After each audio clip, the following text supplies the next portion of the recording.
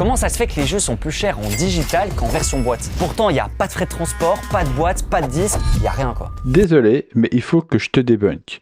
Il y a deux choses qui sont complètement incorrectes dans ton explication. La première, c'est la commission. Alors effectivement, pour les jeux dans les stores, PlayStation, Xbox prennent des commissions assez élevées, 30%, c'est vrai. Mais attention, cette commission est prise aussi sur les jeux physiques. Et en plus de ça, il faut ajouter les frais de logistique et les commissions des magasins physiques. Et au final, un jeu en démat va rapporter 2 fois plus qu'un jeu en physique. Et la deuxième chose est un peu plus compliquée. Comment les prix sont fixés? Donc, effectivement, les jeux sont vendus beaucoup plus cher en digital, en démat, qu'en physique. Et c'est une incohérence. La raison, en fait, elle est complètement hors du contrôle des stores de PlayStation et compagnie.